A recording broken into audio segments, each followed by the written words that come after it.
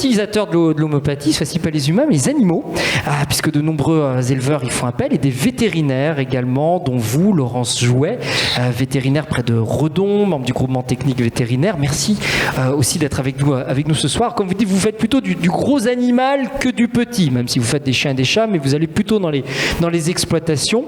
Et vous êtes intéressé à l'homéopathie parce que, en fait, c'est le même constat que sur les humains. À un certain moment, vous avez vu les limites de l'allopathie pour les animaux, si j'ai bien compris. Oui, exactement. À l'école, j'avais déjà fait une option d'homéopathie, mais il y a de ça plus de 30 ans, et il y avait une semaine qui existait. Donc, ça m'avait interpellée. Il y a bien longtemps qu'on ne parle plus d'homéopathie dans les écoles vétérinaires, ou alors 1 heure tous les 5 ans. Voilà. Donc, j'avais été interpellée dans un stage en fait, où j'avais vu une vache qui avait été soignée par homéopathie, qui avait eu que ça et qui le lendemain venait se faire traire en premier, alors que la veille elle avait une grosse mamite et qu'elle était au fond du champ. Voilà, ça m'avait interpellée, mais bon, après j'avais commencé à travailler et puis il faut apprendre son métier et puis voilà, la vie fait qu'on n'a pas beaucoup de temps et au bout d'un moment on se dit mais non, mais c'est plus possible quoi. Faut quand même diminuer l'utilisation des antibiotiques, que ça soit en rural ou en chien-chat. Et puis les antibiotiques ne fonctionnent pas à tous les coups. L'allopathie a des limites. Et donc j'ai cherché autre chose et voilà. Et je me suis retournée vers l'homéopathie en me disant mais c'est peut-être ça que je cherche en fait. Ouais, vous êtes allé vous former en Belgique. Pourquoi ? Alors j'ai d'abord fait un DU à Nantes qui m'a, disons, déçue.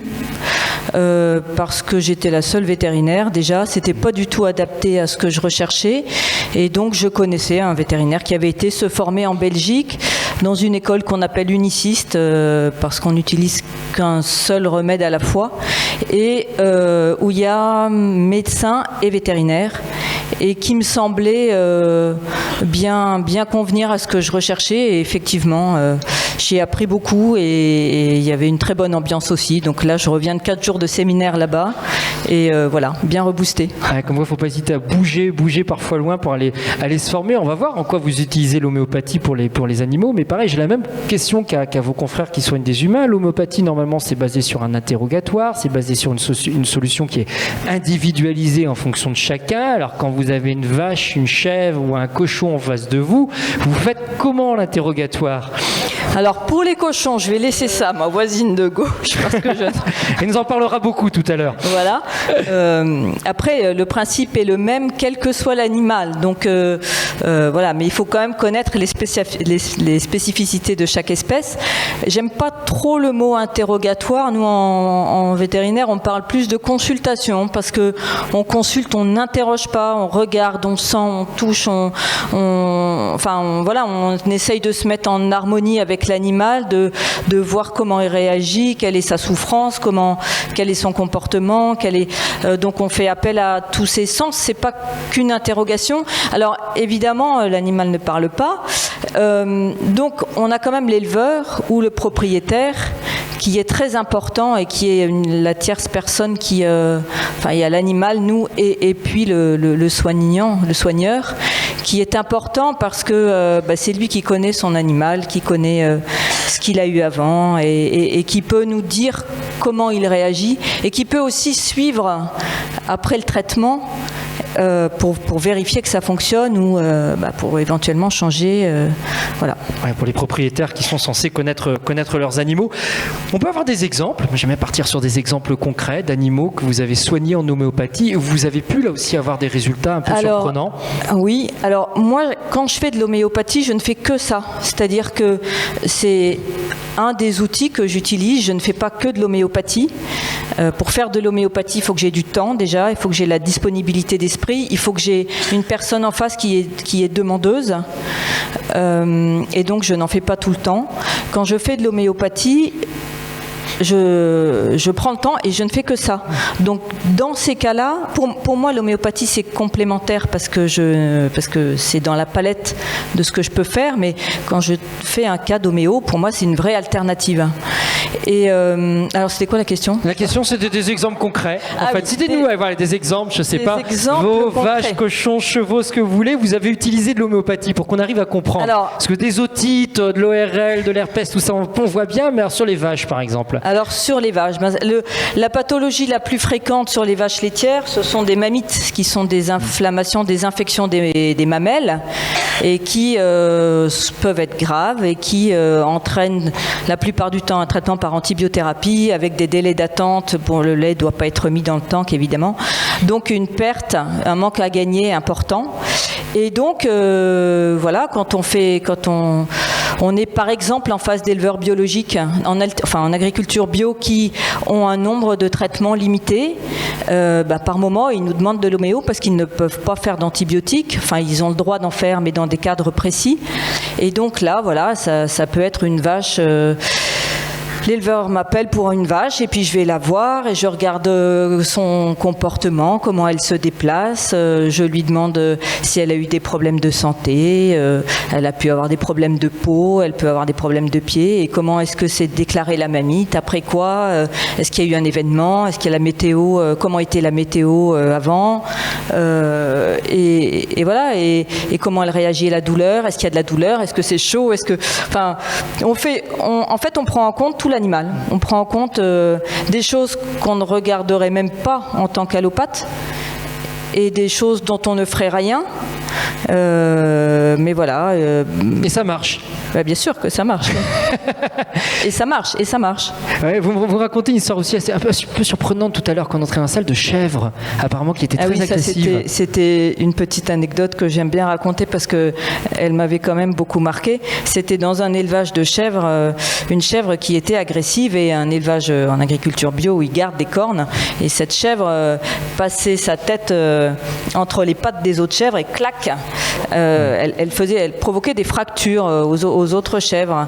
Et les chèvres entre elles sont pas très sympathiques, pas toujours, mais et donc elle m'en avait bien parlé. J'avais essayé des remèdes, belladonna, stramonium, enfin des remèdes d'agressivité. Et puis un jour, ça fonctionnait un peu, mais pas suffisamment. Et un jour, on était en groupe d'éleveurs parce que j'anime aussi des groupes d'éleveurs qui font de l'homéo. Et puis on reprenait ce cas de chèvre qui n'était pas résolu. Et elle nous dit, mais en fait, je suis sûre que ça vient, ça dure depuis 2 ans cette histoire-là. Et il y a 2 ans, j'avais amené cette chèvre à une fête où il y avait d'autres animaux, il y avait plein de monde. Et elle n'a pas du tout aimé. Elle est revenue, elle était perturbée. Et du coup, suite à ça, je lui donne un remède qui s'appelle opium. C'est l'opium. Et 48 heures après, c'était réglé. Donc c'est hyper puissant quand on tombe juste, quoi. Et elle me disait même, l'éleveuse, à la limite, elle serait même un peu soumise, quoi. Et elle n'a plus jamais posé de problème. Incroyable. Le changement de la chèvre en 48 heures. Non, mais vous riez, mais c'est ça, quoi. L'homéo, quand on est sur le bon médicament, le veau est couché par terre, il a 2 jours, il fait de la fièvre, il est à 41, il est enfin il est pas rouge, il est chaud, il est gonflé, les carotides sont gonflées, il est complètement accablé, quoi. Enfin, on est sûr qu'on va le retrouver mort, on lui donne des granules et puis 3 heures après on revient, il se met debout et puis le lendemain il est debout, quoi. Incroyable. Donc c'est alors c'est pas toujours si simple, hein. Ouais. Ça, ce sont des exemples que vous me donnez qui sont quand même assez fascinants, que vous avez pu faire sur un animal, en individualisant sur un animal. Est-ce que vous êtes allé plus loin avec l'homéopathie sur des troupeaux plus importants pour être, je ne sais pas, par exemple, arrêter de traiter par antibiotiques, moins vaccinés ou autre, sur des solutions un peu plus larges? Alors oui, et ça, oui, l'homéopathie, c'est vraiment de l'individualité, mais on arrive quand même à soigner des troupeaux ou des lots parce que les conditions d'élevage sont un peu les mêmes, parce que les conditions d'apparition sont un peu les mêmes, donc on arrive à individualiser. Et puis, il y a une problématique dans un élevage. Donc, j'étais intervenue, j'ai voulu faire venir l'éleveur ce soir et puis en fait il est en retraite depuis 2-3 ans. Il m'a dit tu sais, bon là je suis plus dedans, alors je viens pas, mais c'est dommage. Qu'il y avait des pathologies récurrentes dues à des des piqûres de tiques, un peu comme la maladie de Lyme chez l'homme, qui provoquait des avortements sur les vaches. Et en faisant de la thérapeutique et aussi de la prévention, il m'a dit quelque temps après que son élevage était en danger à cause, financièrement, parce que trop d'animaux malades, beaucoup d'antibiotiques, il y avait des avortements, les délais d'attente, etc. Et on a résolu les choses avec de l'homéo. Alors pas 80%, mais suffisamment pour que voilà. Et au Noël d'après, tous ces enfants avaient un petit livre d'homéo dans les. C'était assez rigolo. Ce que vous dites, en tout cas, ce que l'on ressort dans vos témoignages, c'est que bien sûr, il y a les effets de l'homéo, du médicament homéopathique, mais il y a aussi une prise en compte de l'animal d'une manière différente par l'éleveur et des conditions de vie de l'animal. C'est vraiment un tout qui fait que l'homéo peut agir. Alors en fait, c'est sûr que si on est dans un élevage où les conditions sont les conditions de température, d'hygrométrie, etc. sont pas bonnes, on va avoir des résultats limités dans le sens où la cause extérieure sera toujours là et que du coup il y aura toujours des rechutes, quoi. Donc il faut aussi agir sur un ensemble de facteurs. Mais je pars dans des choses et je me souviens de la question. C'était, oui. La question, c'était la manière dont l'éleveur doit reconsidérer, pas seulement l'animal, pas seulement son troupeau, mais les conditions de vie. C'est un tout qu'il faut prendre et amener l'éleveur peut-être à changer de regard derrière. En fait, l'éleveur, il change de regard tout seul parce que quand on fait de l'homéopathie avec des éleveurs, on leur apprend à observer l'animal et à prendre en compte tous les signes. Et donc à partir du moment où on fait de l'observation, il se rapproche de ces animaux, il les comprend mieux, il fait des liens entre les observations et certaines circonstances et du coup, il va prendre les choses de façon plus globale et petit à petit, il va changer ses pratiques. Petit à petit, en tout cas, il va réfléchir la maladie autrement. Il ne va pas réfléchir la maladie comme c'est normal que j'ai des mammites parce que j'ai un streptococcus aureus ou un colibacille ou un staphylocoque, voilà. Il va réfléchir la maladie, mais c'est le terrain de mes animaux qui n'est pas en équilibre et c'est pour ça que du coup ils sont malades. Et du coup il va modifier le terrain et modifier ses pratiques pour que le terrain soit modifié. Et donc il n'est plus fataliste dans le sens... il y a toujours des germes partout de toute façon. Il n'est plus fataliste dans le sens... voilà, j'ai des maladies mais j'y peux rien parce que il va agir plus en amont. Et ça c'est intéressant. Comme disait le docteur Miard, apprendre à rendre les gens autonomes aussi, repérer des symptômes et gagner en autonomie derrière. À côté de vous, c'est pas un éleveur, c'est une éleveuse, Mélanie Marie, qui est éleveuse de porcs près de la Guerche de Bretagne. Merci d'être avec nous aussi ce soir. Élevage conventionnel d'une centaine de truies. Vous êtes installé depuis 3 ans avec une particularité, c'est que dès votre installation en élevage, vous avez voulu inclure l'homéopathie pour vos animaux. Pourquoi ? Parce que au niveau des enfants, j'avais déjà testé, ça avait fonctionné très bien. Si ça marchait sur vos enfants, ça avait marché sur les cochons ? Voilà, c'est ça. C'est exactement ça.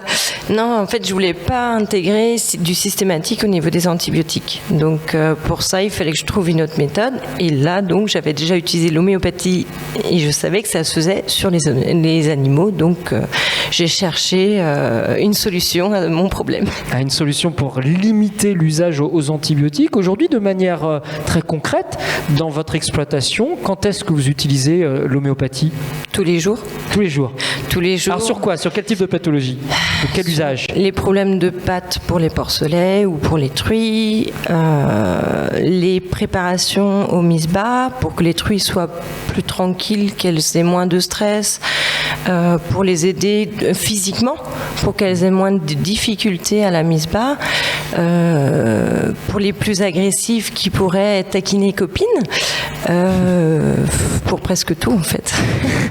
Ouais, pour tout ce qui est aussi rhume, grippe, parce qu'après tous les animaux ont les mêmes que nous. Chez les cochons, voilà, tout ce qui est vraiment maladie, la grippe est un problème dès qu'il y a impunité dans l'air. Les animaux, les cochons en tout cas, sont très réceptifs aux bactéries et aux microbes qu'il y a dans l'air.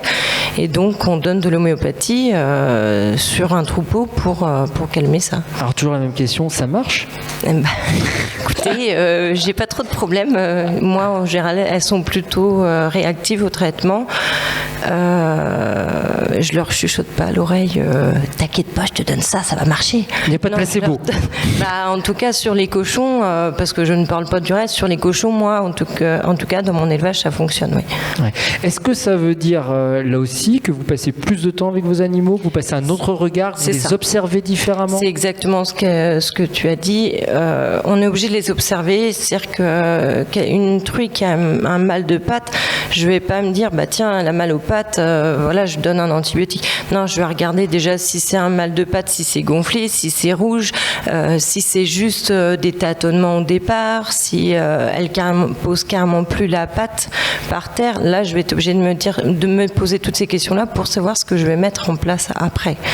Est-ce que vous avez comparé vos résultats, ceux des autres éleveurs, en termes notamment de maladies ou de perte d'animaux? Est-ce que vous en avez moins que les autres? Non, parce qu'en fait, moi, je n'ai pas de retour en arrière parce que j'ai commencé avec l'homéopathie il y a 3 ans, donc je peux pas dire ce qu'il y avait avant. Je ne voulais pas commencer en conventionnel. Donc, j'ai pas de chiffre exactement, telle ou telle perte, plus ou moins. Non, je peux pas ça, par contre. Ouais. Au niveau de la qualité de la viande, là aussi, il y a d'autres éleveurs qui font de l'homéopathie qui affirment du coup qu'ils ont une meilleure qualité derrière. Est-ce que c'est le cas? Moi, j'ai une très bonne qualité. On n'en doute pas.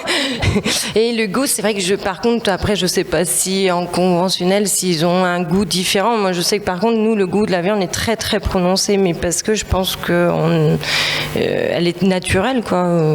Il n'y a pas eu de traitement spécifique chez l'un ou chez l'autre, mais après je peux pas confirmer.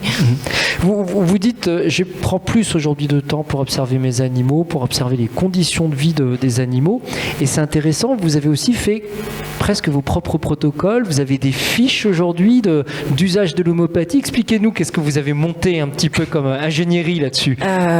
Disons qu'il y a quand même beaucoup de choses en homéopathie qui peuvent être mis en place, et chez une truie, si on a un panari sur une patte, ça va être un problème, mais si le traitement ne va pas être le même si c'est un mal de patte par exemple dû à de l'arthrite, ou si c'est un mal de patte juste parce que elle s'est fait bousculer, ou si c'est un abcès. C'est vraiment pas du tout les mêmes choses, et les traitements ne vont pas être les mêmes, donc forcément je suis obligée de vraiment regarder l'animal pour me dire il y a ça ou ça, donc ça va être de l'abcédile pour un abcès, par contre ça va être traumacédile si c'est une douleur due à un mauvais positionnement, mais qui peut engendrer derrière d'autres problèmes et d'autres conséquences. Vous n'avez pas l'impression de vous donner quand même beaucoup de travail, je veux dire, pour pas grand chose, là où un éleveur classique conventionnel il met un antibiotique, on met une piqûre, ça va très vite, quoi. Non, parce qu'en fait l'animal, le cochon en tout cas, il enregistre beaucoup, c'est-à-dire que quand vous venez le voir pour le piquer, elles le savent, hein, et elles n'aiment pas du tout.